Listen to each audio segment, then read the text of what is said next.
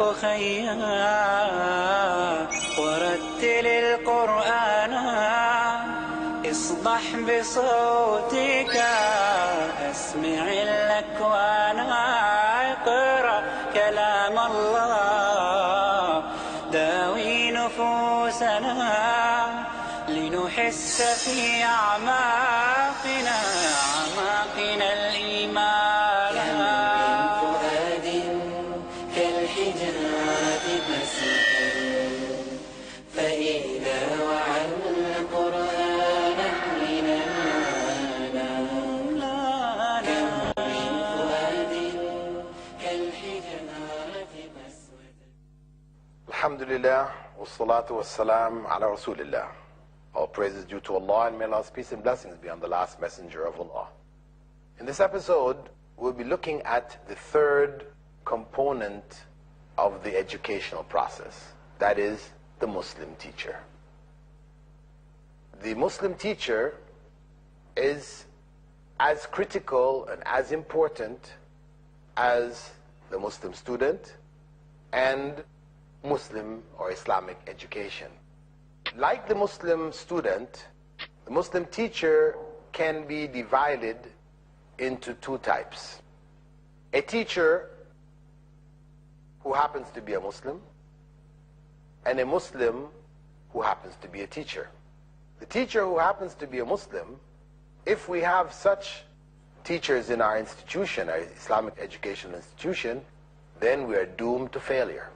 Because that teacher could just as well have been a Christian, Buddhist, Hindu, Confucianist, atheist, could have been anything. They are just doing a job. You're paid for it, you do the job. They don't look at the job as anything beyond a means of earning a living. You do it, whatever material you have in the books that you're required to teach, you teach. It doesn't matter to you what it says, it's irrelevant. As long as you get your pay at the end of the month, that's what counts. So, a teacher with that kind of attitude is useless to the Muslim institution.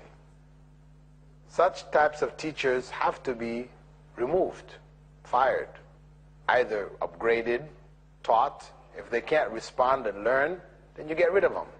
Muslim institution must have teachers who are Muslims first and foremost. They're Muslims who happen to be teachers. They could have been students, dentists, doctors, engineers, whatever else. But their Islam is first. That is what is given first consideration. So that is your starting point for the Muslim teacher. He or she is aware of the goals of Islamic education, the goals of education in general. They are aware of their role and their importance. They understand, as Allah had said in the Quran with regards to those of people of knowledge, He had said, إِنَّمَا يَخْشَى اللَّهَ مِنْ عِبَادِهِ الْعُلَمَاءِ. Only the scholars, the knowledgeable, truly fear Allah among His servants.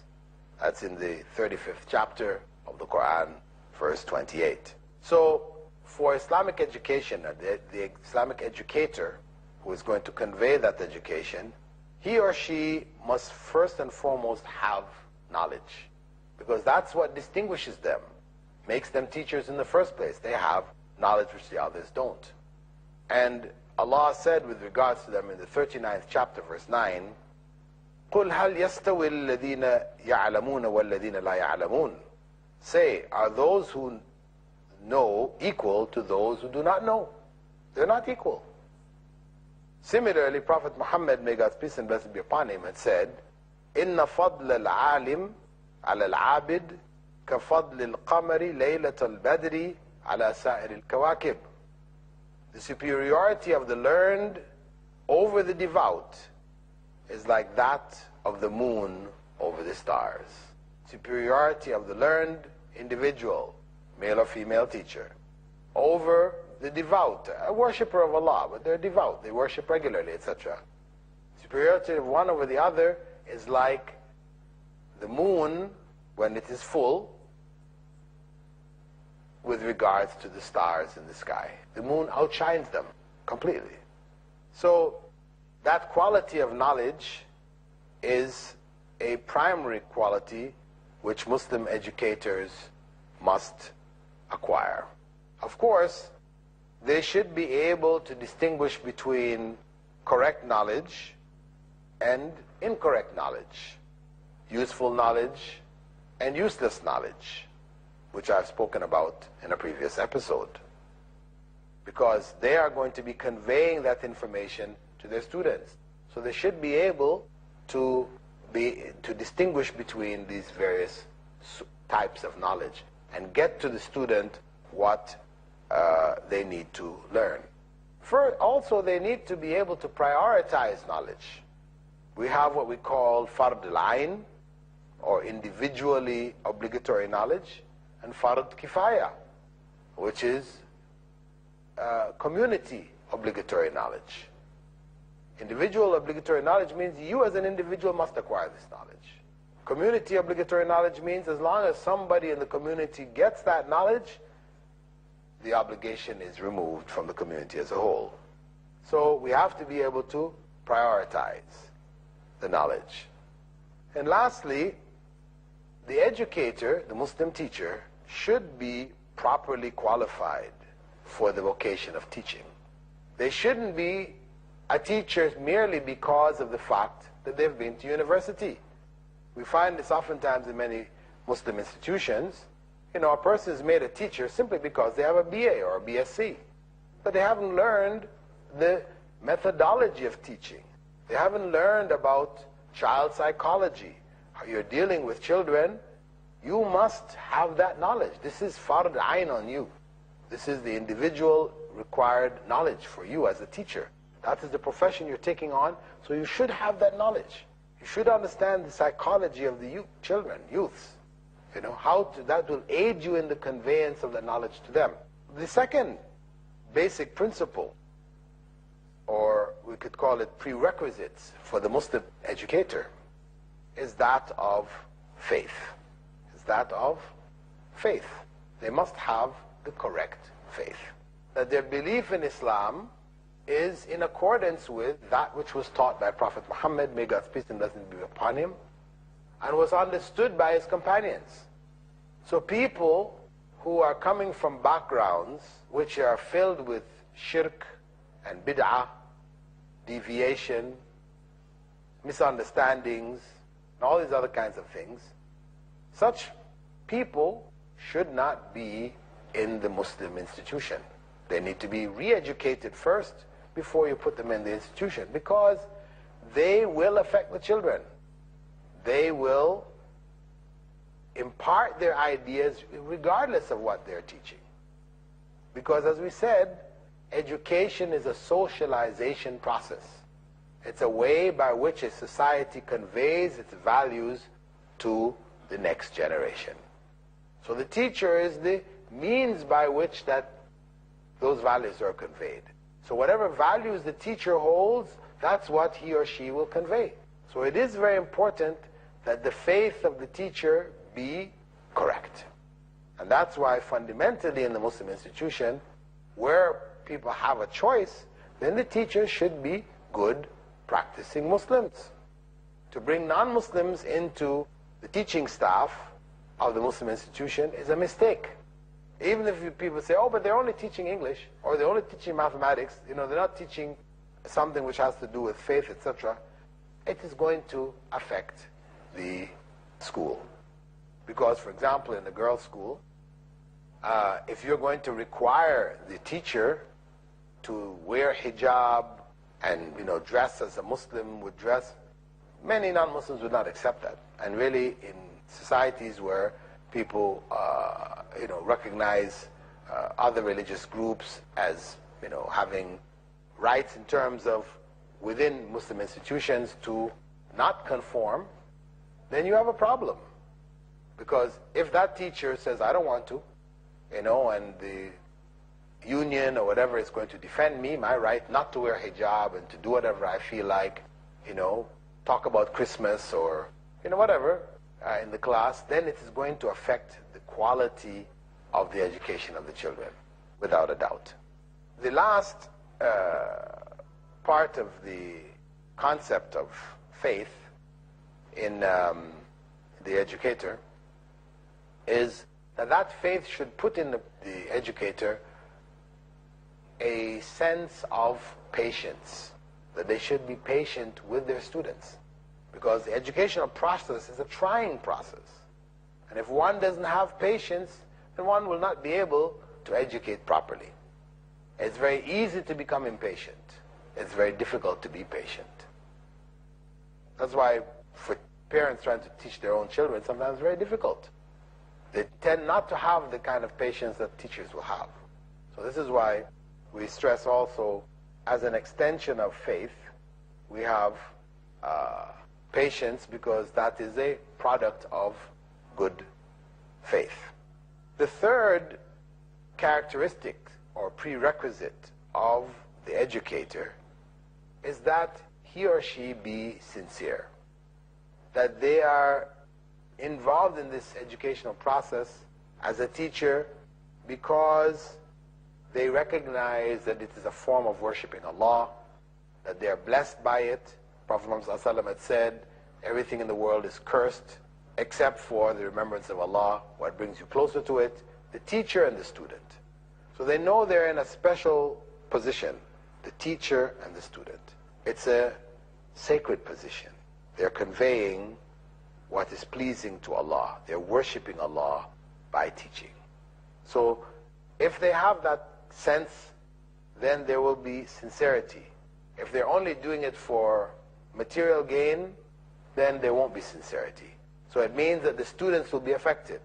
They will not get the full cooperation and the full effort of the teachers themselves.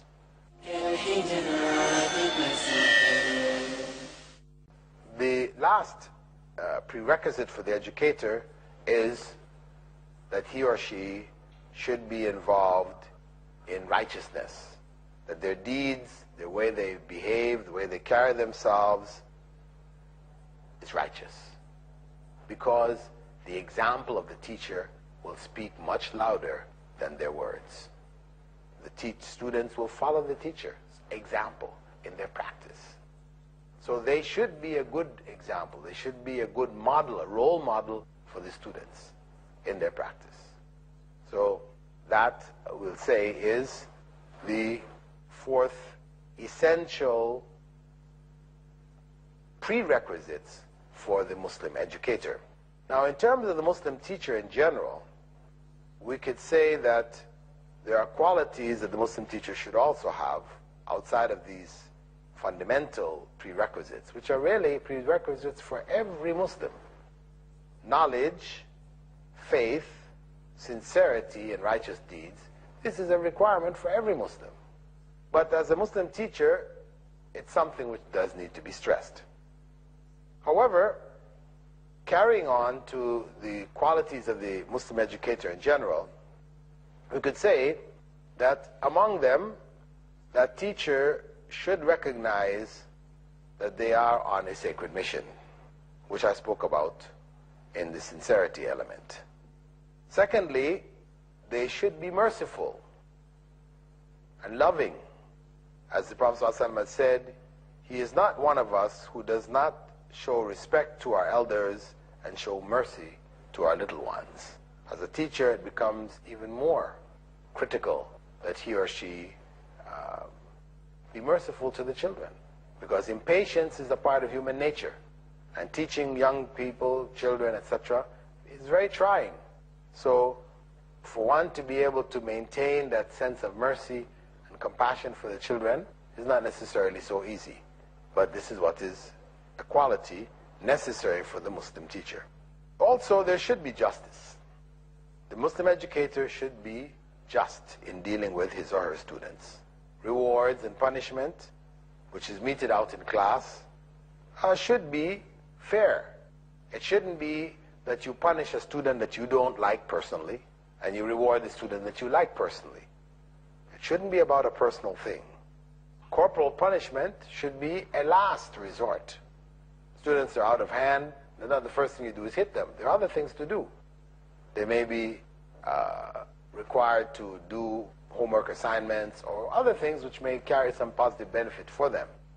But hitting should be among the last resorts. And of course, this is only where it is permissible, either legally in the country or in the institution. Fourthly, there should be care and concern between the teacher and the students. That teacher should be enough concerned that he or she knows the names of their students, that each individual is known to them. Their parents are known to them. What are the family circumstances of the children? Because oftentimes these circumstances will affect the way that the child learns. And if one hasn't looked into that child's background and understood their situation, then you may be unfairly penalizing them for a circumstance which is beyond their abilities, beyond their control. So it is important that the teacher understands the students that he or she is teaching.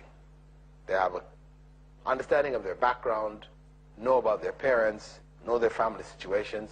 Sometimes students, maybe in your class and the parents just divorced. And that has created, a sense of imbalance in the mind of the student. So they can't concentrate well. So in class, all you see is the student not concentrating, whereas the other students are. So you want to penalize that student, when really, if you understood the background, you would be more sympathetic. Fifthly, the teacher should prepare himself or herself properly. Lesson plans is a must. One should prepare one's lessons prior to classes properly. So you come in and you are, on top of your material.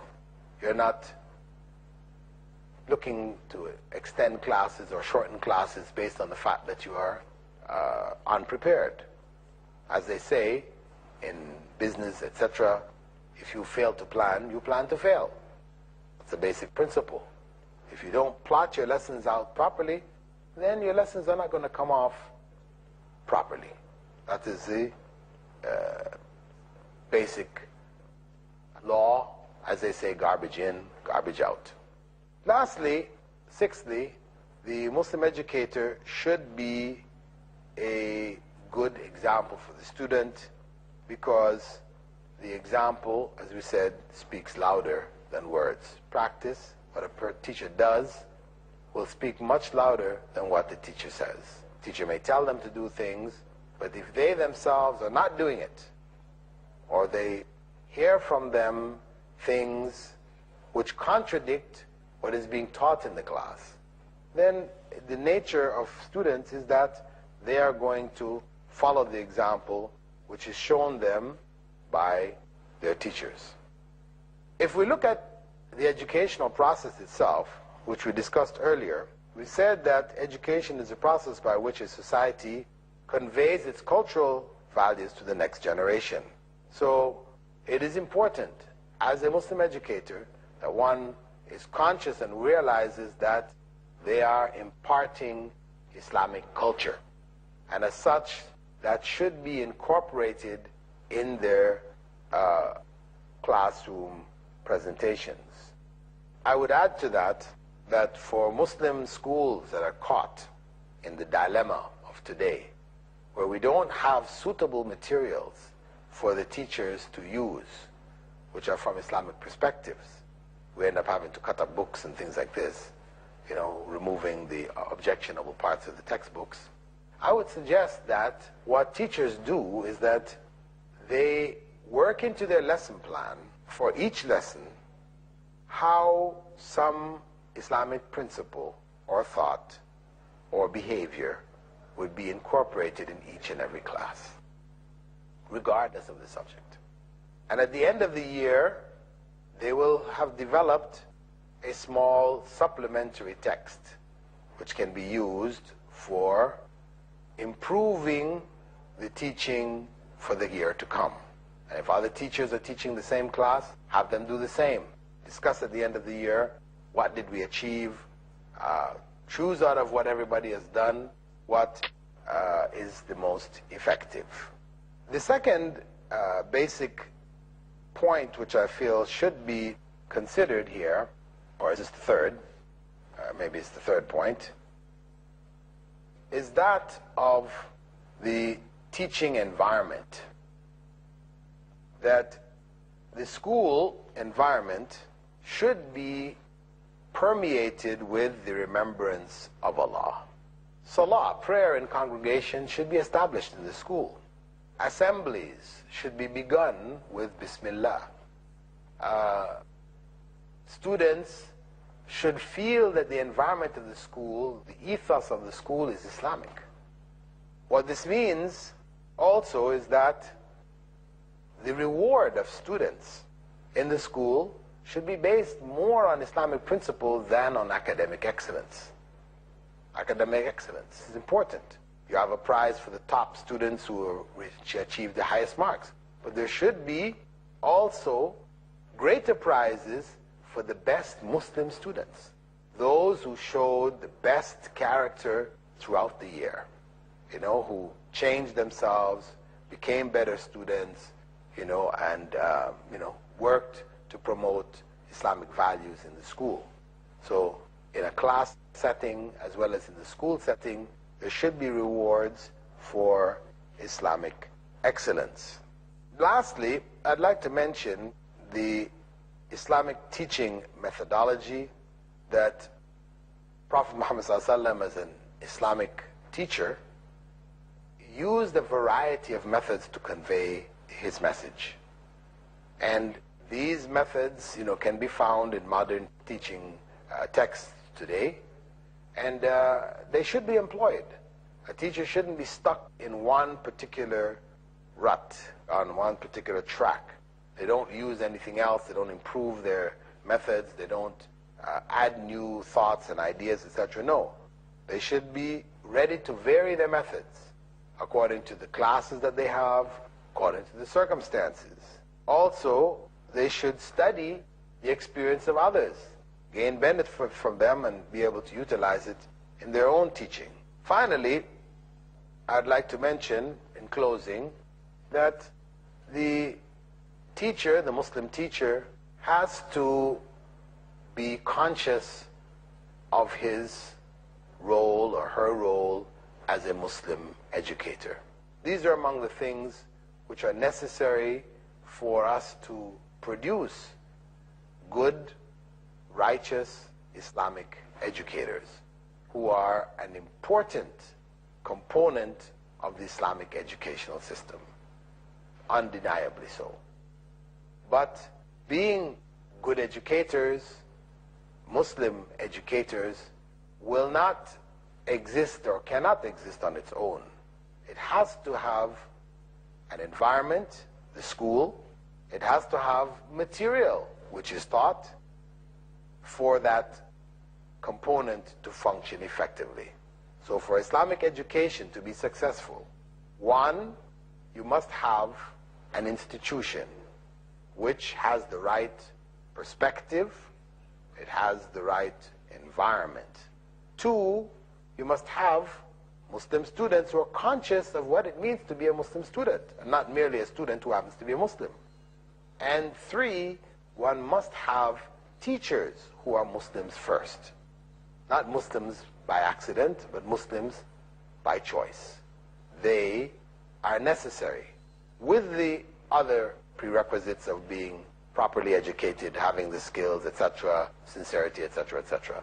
With that, we'd like to close our program, our episode, and we thank you for being with us and hope that you will follow future episodes of our program. Assalamu alaikum wa rahmatullahi wa barakatuh. اقرأ أخيا